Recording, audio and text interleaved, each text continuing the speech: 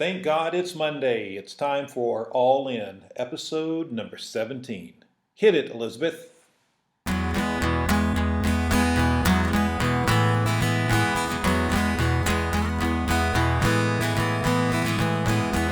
You're listening to All In. This is the podcast dedicated to helping you fulfill the mission of God in your life and around the world. I'm your host, Jeff Wheeler.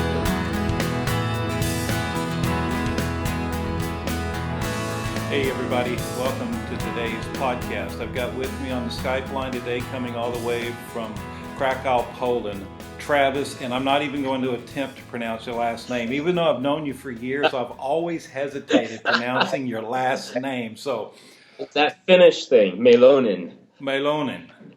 Is There it you go. Finnish? Yes, it is Finnish. Yep. Oh, okay. Well, look, Yeah. I didn't know what the origin of that was. So tell me again how you pronounce it.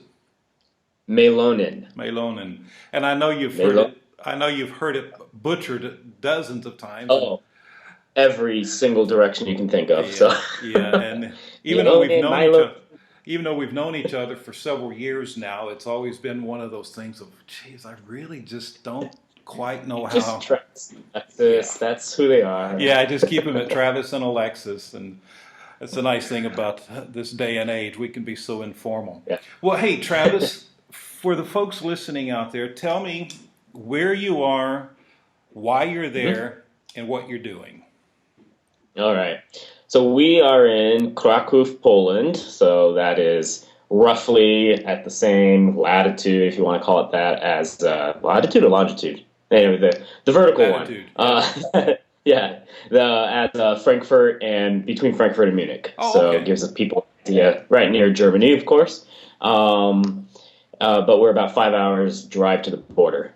So Krakow is a city, if you include all the surrounding areas, around 2 million people. And God really called us here roughly 10 years ago now, in the middle of a testimony that some other missionaries were giving about Europe, and just felt the Spirit really, really heavy on me, that what I had experienced and frustrations I had and all the cultural shock and whatnot before, that those frustrations were shared with him and his heart for his people here.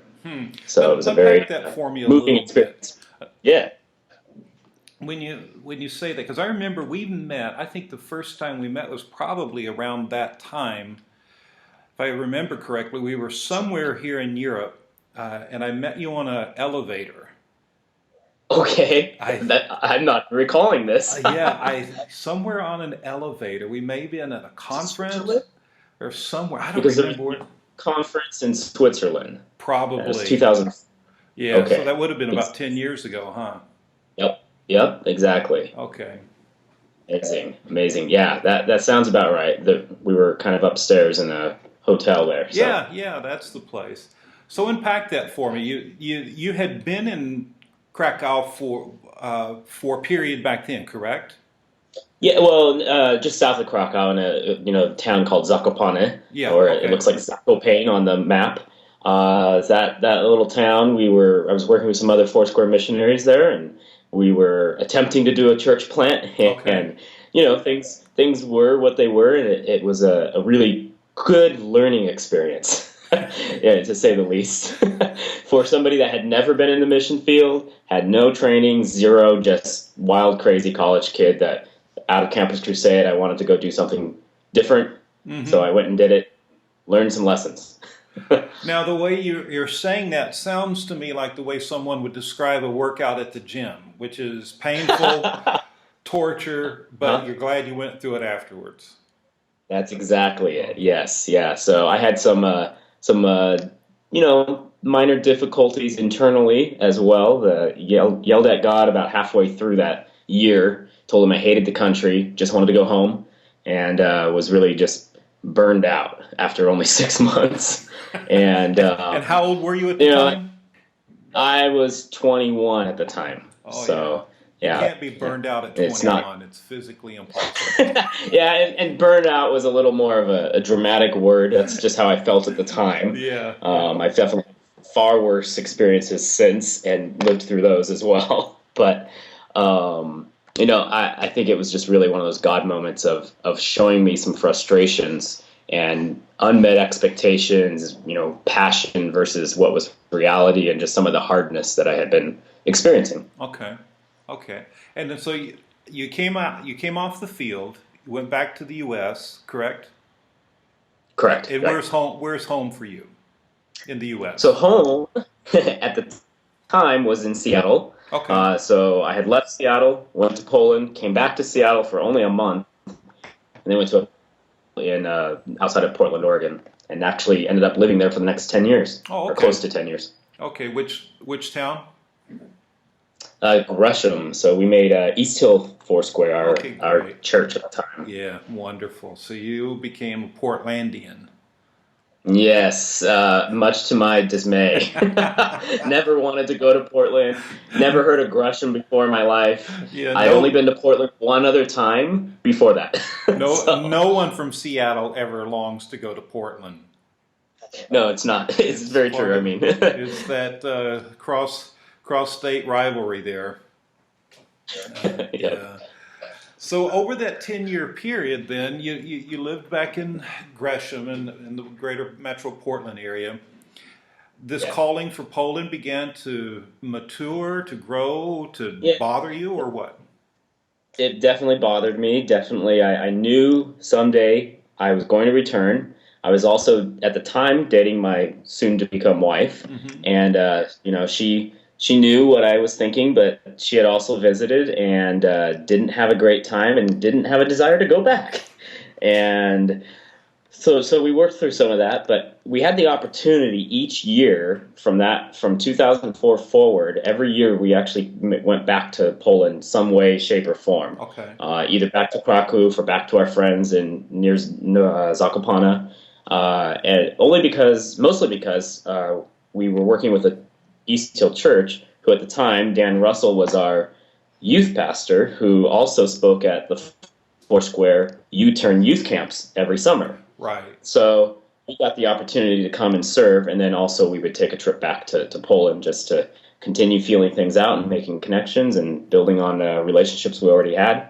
And eventually, there was a moment where on a bus trip to Auschwitz, of all places, God showed Alexis in like a reflection in the mirror in the window of her with the Wawel Castle. So the big royal castle of Poland was in the background, Right. and he just spoke to her at that moment. This is going to be your city, Hmm. and that changed her heart. And from that moment forward, I think that was like 2006. So Okay. it would have been the same summer we got married, actually. Okay. So it was a turning point for things. Yeah. Now, so prior to that, you had always sensed that you were to go back to Poland, and so you're having to Right. give this room for Alexis to hear from God for Yes, herself, because you can't answer exactly. someone else's missionary calling. Not at all. No, she did not want to follow me, and I didn't want her following me either. Yeah. In the sense of just that mission Yeah. path and direction. Yeah. It's a path that anybody that's gone down the missionary pathway knows. It's a huge decision. Yeah. You're making a choice, a decision that's going to affect you, your marriage, and potentially if you have children, it's going to affect their lives. And so you guys got Absolutely. married in what year? 2006. So the same year that 2006. she ended up seeing that vision. Okay, and then now was her seeing that vision the icing on the cake for you to say yes, this is the woman for me? No, we were already engaged. just There's as Alexis. just as Alexis comes walking into the screen here on Skype. Hey Yeah. Alexis, say hi to everyone on the podcast. Hi. Bye. Bye. Yeah. So no, we pretty much already been engaged, and we were moving forward. Yeah. I was okay with the slow movement and whatever it looked like. I was fairly confident God would continue to move us a direction, Mhm. regardless of what direction that was. Okay. Yeah, because it's so often at least as men, we have this drive, this calling, we've got to do it. And I know I could tell you a number of times that I've done more damage than I've done good, and how pushy I can be with Debbie, and I just, after 28 years of marriage, I would learn to be a little bit less forthright in some of that. Just say, God, that's your daughter. You can take care of it. But just learning to trust God, that not only can He orchestrate the affairs of your life, but He can orchestrate the affairs and the movements of other people's lives as well. So Exactly. that happened, and then you started. So. After that happened, she said yes both to God and to Poland, and she said yes to you. Then you guys began actively pursuing together, eventually being missionaries to Poland. That's right. Yeah. So that we got married 2006. Took kind of a year off from all kind of ministry activities and those types of things. Mm-hmm. We came back to Poland in 2007, and I started talking to some people, letting them know this is the direction we wanted to go, and made some relationships in that area. Some pastors here in the city. Other locations, just kind of got to know others. Some other Foursquare work going on in a city called Wrocław. Mm-hmm. And that became, we started cementing what that would look like, and then started working with Foursquare Missions to nail down that direction. Yeah, and I remember walking with you through some of that. It was exciting. Remember, we got together several times in various places in the Northwest and processing this whole thing, and now to see you on the ground there. How long have you and Alexis been living in Krakow now? So it has been almost 9 months. In about 2 days, it'll be 9 months. Wow, 9 months. Just about time to birth something, huh? Yeah, well, that already happened. So. Yeah. Actually, it's happened a couple of times, hasn't it? Yes, it has. Now you guys had three kids, and now how many? You have 2 children now. Three now. Wow. Where did I miss one? So we had the 2 girls, and we had the boy back in October. That's right. Yeah. Now the 2 girls were born in the U.S., correct? Right. Exactly, in Portland, and then Elijah was born here in Krakow back in October. Now, there in Poland, if you're born in country, do you automatically become a citizen? No, they do citizenship by blood. Okay. So you can be born abroad, but as long as you're born to a Polish citizen, then you are Polish. Okay. Anyway. Okay. So it's a little different. Yeah, it's a little different. But nope. He was born. Yeah. Sorry, go ahead. You went through the experience of relocating to a foreign country, a former communist nation. And, yes. Yeah, and while you're there, your wife has a baby. Now, was that stressful, or was that easy, or what was that like? It was a God thing, because we decided to make the choice soon after we found out we were pregnant. We were either going to need to go, obviously, within that first or second trimester, or wait until the end, after it's born, and then have to kind of work our way through what that would look like. But timing to get an apartment, timing to start school, all these things, nothing really made sense. Okay. So we just said, you know what? We've had 2 already. We know how to do the birthing thing. God will provide. We'll figure it out. And as long as we found the insurance, which we did, that would cover a pre-existing pregnancy, we made it work out. And so we moved in the middle of the second trimester. Wow. After we found out the gender of the baby, we found out the same morning that we left the States. Oh, is that right? We had a doctor's appointment and went to the airport. So, yeah. Nothing like the life of a missionary. Mm-hmm. It's pretty amazing. So that speaks volumes both for you, Travis, and for Alexis, that you're willing to pay the price, take up your cross, do everything. Sometimes people look at life and try to find the easiest path, but here you guys are taking the path of just simply following Jesus. Now, what is in your heart? What did God speak to you about accomplishing there in Krakow? Yeah, that's probably the hardest and easiest question to answer. Yeah, of course. So it's easy because I know exactly what the outcome should look like, which for me is developing Polish leaders who are passionate about planting other leaders and churches throughout Poland and beyond. And that's, through discipleship and relationship and building on those principles. The hardest part is the how. It's a learning and understanding the culture and all these the history of both just Poland and the evangelical movement here. It's very complex, and making that all come together is going to be to some maybe a slower process. In our hearts, we're actually kind of excited about what that looks like. Yeah. So it's culturalizing. Yeah, and being that you're still in your first year of an assignment, that first year is so much education for you, that lays the foundation for your future. What are some of the things that you are observing and learning through this process? Well, that I've had a lot of assumptions about how things look and work. I from my past experience being in country and working with others, I think now learning it for myself and establishing relationships for ourselves has been really eye-opening, showing us that it really is all about our own, the character of Christ in us, that we're confident of who we are in Jesus, and that we just be ourselves when working and connecting with other leaders here. Because riding on the coattails of anyone else just brings all kinds of assumptions and different ideals and things like that. So we've been really blessed and really fortunate to be connected with a lot of people who have been really willing to open up and let us know, guys, when you do this, it sounds this way, or this is really cool and very different.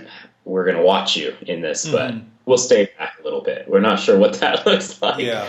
So those things have been really, really good. And, like I said, it's only been 9 months. We don't have super high expectations except to learn the language right now, which for a lot of people, they keep telling us you're the first Americans to come and dive into the language right away. Wow. Just they haven't seen that before. So I guess that's speaking some volumes right there. Yeah, it is unfortunately one of the things we hear a lot. A lot of the criticism we hear about American missionaries is we don't learn the language. Right. And I don't know if it's the water we grew up drinking, but it always seems like we as Americans have somewhere in our head it's short-circuited. In learning these languages just never seem to settle in well with us. But and then plus, here in Europe, so many people speak English, and so many people want to practice their English. Exactly. Yeah. And it stops you from at times being able to grow in your language acquisition the way that you would want. Very true. But how are you doing in that? How's the language acquisition coming? So we got over, I think there's been kind of 2 hurdles. There's an initial hurdle. We already knew, a lot of the basics, which was a good thing. But coming into the country and diving into some intensive language lessons, I feel like I got over one hump, but now I'm like climbing another mountain. Yeah. And feel like it's really hard progress. Everyone tells us Polish is like one of the top 5 hardest languages to learn, and that they just like to remind us of that every time we bring it up. But, or you say you're learning the language and they go, "Oh, I'm so sorry." That's what Polish people tell us. Yeah. The most difficult language in the world to learn is the one you're trying to learn. Always, right? Always. It doesn't matter which one it is. It could be Pig Latin, and it's still the most difficult language you'll ever learn. Exactly. Now, is Polish? It's going Polish well, is a Slavic language? Yes, it is. Okay. It's Western Slavic. So we still use the Latin alphabet, thank you, Jesus. But other than that, it has no other similarities. Okay. Yeah. The Slavic languages can be a bit of a challenge. I know when I was trying to learn Russian back when I was working in Russia so much, learning the alphabet was fine because I had learned Greek. The New Testament Greek, and they're similar. They're almost all the letters are the same, but Actually, figuring out how to speak it was terrible, and learning to form the words in your mouth, it's terrible. But it's Yes. important. I think anybody listening to us, whether they're ministering to people across the street or across the world or in a totally foreign context, the reason that language is so important is it's the language of their heart. It's how they express themselves, and we can even speak English as our mother tongue, but if we're ministering to someone, we still have to know how to speak their language. You can grow up in the United States and not connect with people because you're using the wrong language trying to connect. So it's always an important missionary principle to enculturate. Don't make the person you're trying to reach become the missionary and make them try to cross all the barriers. Yeah. Unfortunately, that's what we do in church so often, is we expect the non-follower of Jesus to become the missionary and cross the borders and cross the barriers and come into our church and come and learn our churchy language and learn our churchy functions. And it's got to be the other way. The flow's got to go the other way. Now, you guys have started a Serve the City there in Krakow as well, correct? Tell me about that. Yes, I have. Yeah, so that's kind of the between language learning and Serve the City. Those are our two key points that we focus on right now, and that has been a really successful so far. I'm actually kind of surprised how much energy and team the team that we've put together so quickly. So that's been really encouraging. We've done one event. So Serve the City is really just about volunteering and getting volunteers to come and serve in different capacities across the city. It could be as simple as passing out baked goods to people on the street, giving free hugs, or all your typical social things as well, feeding the hungry, working with the homeless, orphans, etc. So we put on one event so far. And that was for St. Nicholas Day, so they celebrate that on December 6th here. And that was a homeless dinner with dignity event. Oh, beautiful. So the idea was we actually personally invited, went to the streets, found homeless people, talked with them, got their names, invited them. They came on December 6th, and we had, tea, coffee, little baked goods, things that we had made homemade, which was huge to them. A number of them said, "I've never had a homemade cookie before. I've never had somebody bake for me before." Wow. Never. Wow. I mean, those are the words they used. Maybe at least in the last 10 years they hadn't. Yeah. But same, difference. Then we had a full sit-down meal. We brought the dishes to them. We served it for them. We had we sat with them, we got to know them, talked with them for an hour or two, had dessert afterwards, had a movie, and also played games earlier in the evening. So it was a really fantastic time. Opened my eyes. It's a much different homeless culture than I was used to in Portland. Yeah. And plus, probably the cultural divide for me actually made it easier because I could just simply ask questions and somebody translated to Polish for me, and I was able to speak with them and learn their story. So, how many volunteers do you have? At that, in that project? Yeah, for that event, we had 14 volunteers. Okay. They were from 5 different organizations. So that included 3 churches, YWAM, and then a nonprofit group as well. Okay. So it was really neat to bring everybody together. And then we have on our core team, which not everybody was there for that event, but we have about 11 actual team members that meet regularly to talk about, how we're moving forward, what we're going to do, those types of things. Okay, and then how many people were able to touch during that event? Yeah, so that event, there were 27 homeless. 4 of them were women, the rest were men. And that was it was about as much as we could hold in the facility that we had. Wow. So, that's incredible. So it was great. I'm finding this to be one of the keys to reaching, especially in our post-Christian continent here in Europe where we're working, that they're so used to the church being the one on the street corner or on the whatever wherever they picture us, telling everybody what's wrong with their life, but never offering any solutions. And now here you are doing this, and as you know, the Toffs up in Estonia doing the same thing, the Ballantines there in Budapest doing this, the O'Tooles over in Galway, Ireland doing this, various ones of our missionaries doing incredible outreaches into some of the most evangelically resistant, gospel resistant people groups on the planet. Yes. As you well know, 10 of the most gospel resistant people groups in the world are all located right here on our continent. Yep. Exactly. But people have a hard time fighting against compassion. And when it's done in the power of the name of Jesus, lives are transformed. Right. So exactly. Kudos to you, man. Way to go. I'm proud of you. It's exciting to see about this. Yeah, one of the key things too in using Serve the City or working with Serve the City too has been actually connecting with the volunteers.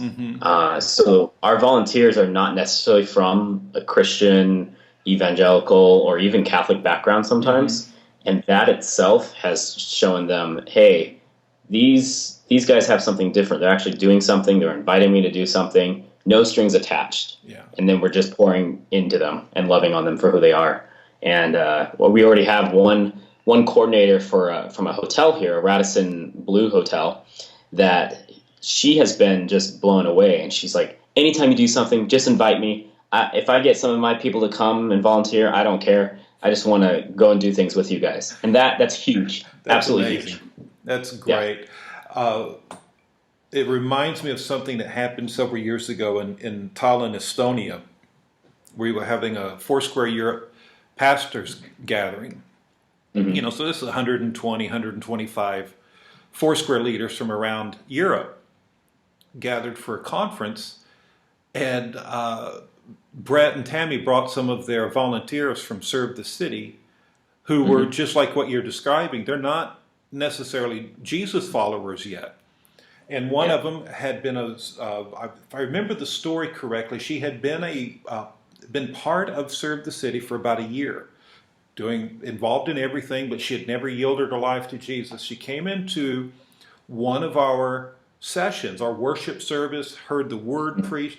God melted her heart, transformed her life, and she got saved at the pastor's conference.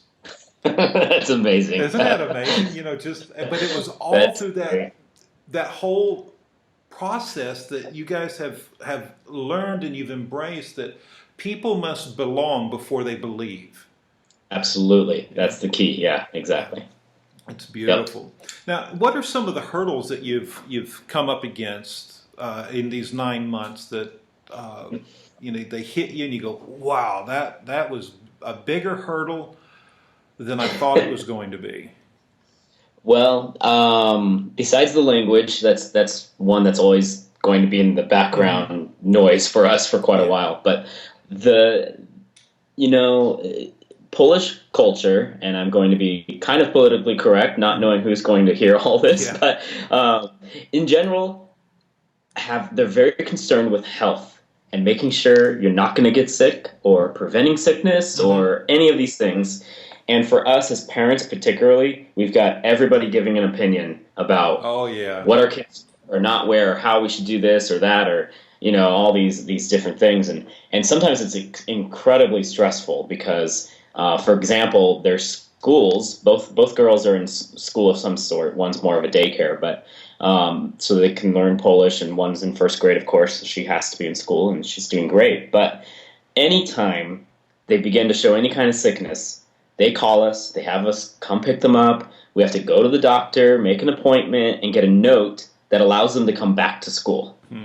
And that in itself, when you have kids that just get colds quite often, has been not easy for us. And, and you never know what doctor you're going to get, and some are more lenient than others, and all these things. That's been one of the things, and then my wife was just reminding me, there was Elijah, our youngest, after 1 week, I think, he actually had to go we went to the hospital, not the hospital, we went to the doctor, just for a normal checkup. And the doctor, within like 15 minutes, was, I'm really concerned, I think you need to go to the hospital. But he wasn't really explaining why. And so he gave Alexis some papers, we went the next day because we weren't that concerned, and it had to do with his weight, I guess. So we brought an interpreter with us. The interpreter was even shocked. The papers were admittance papers for him to be observed for 3 days, just so that they could just make sure nothing was wrong. Even And it did all testing and everything else, and we had no idea what was going on. We had to go make arrangements, and that was a hurdle. Oh, interesting. And very stressful for my wife, especially. I was doing something and I wasn't available right away. She had to text me. It was everywhere. So yeah. Some of the differences you find, especially, I find it a lot in the East European countries, or what used to be called East. East has moved quite a bit now, but yes, it has. Now Central and East European countries, some of the ideas they have about what will make you sick and barren and things rot off. Sitting on a stone wall will make you barren here. Yeah. I remember one time my daughter was with me in a particular unnamed country doing a summer camp, and summer camp, you're dressed for it. She grew up camping her whole life, and she sat down on the ground. And boy, the people at the camp just went after her, telling her, "You're going to be barren. You're never going to have children. You're sat on the ground." Oh boy, yeah. Yeah, it's interesting. Of course, I'm sure we've got our crazy superstitions too, and exactly, strange things. So, yeah. Now, hey, what would you like to tell people if you had one or two things to tell them about Poland? What would you want them to know about this place you love so much? I would say, don't just run on assumptions based on what you know about World War I and World War II. There's so much more to Polish people than just being ran over in war. They're incredibly resilient and incredibly passionate about who they are and what they feel this nation is going to do. Particularly among once they've received Jesus and they've had a change of heart and become a new creation, there's a incredible, beautiful redemption in becoming really critical and trying to protect themselves to just, all right, for the kingdom, we're going to march forward and be fighters in the kingdom. Yeah. And going forward in that, it's for me has been a really amazing process to watch. Yeah, they really are beautiful people, and it's a beautiful land. And unfortunately, like you say, so much of what people know about it is the scars that were inflicted upon it. Whether it's from the First World War or the First World War continuation called World War II. Yeah. And the tremendous amount of suffering that the Polish people underwent. I don't know if you ever read the book, The Bloodlands. And here Poland and Ukraine were stuck between Stalin and Hitler, and so millions. I mean, just you think about multiple millions of people slaughtered for political agendas. Yeah, exactly. Crazy men. Exactly. And one of the kind of repetitive prophetic visions or words for Poland has been, the vision is, don't let us be who we think we are. Let us be who we have redeemed ourselves to be. Basically, they feel in their hearts as a church that they want to continue to just bless this entire continent and be healers for Europe. Since they were the most scarred, they feel that they have an ability to go out and heal the rest of this continent. Wow. That's and it's powerful. I was just at a conference this weekend, and that came up again. And every conference or meeting of church leaders that I come upon here, that seems to be the theme that comes out of it. So that's beautiful. I think there's some beautiful things to come. Yeah, he gives us beauty for ashes, doesn't he? Exactly. That's something exactly, and that's the phrase that they used. That's amazing. well, that's something that our listeners really should make note of and be praying for when they think of you and they pray for Poland, that Poland would rise up and be that healing balm for this continent, and that God would use it. Now, even though you're not that old, I think if I'm doing my math correct, you're in your early 30s now, right? That's right. Yes. Yeah. So normally I ask people when I'm interviewing them, I said, if we had a time machine and we could go back in time and talk to your 25-year-old self, what advice would you give? Well, let's back it up just a little bit more. Let's go back 10 years. Okay. When it was your 21-year-old self and you were burnt out and you were frustrated and you were ready to storm hell with a water pistol and straighten all this stuff out. If you could go back now with 10 years of experience and insight, what advice would you tell yourself? Never stop praying. Don't stop praying. Don't stop seeking.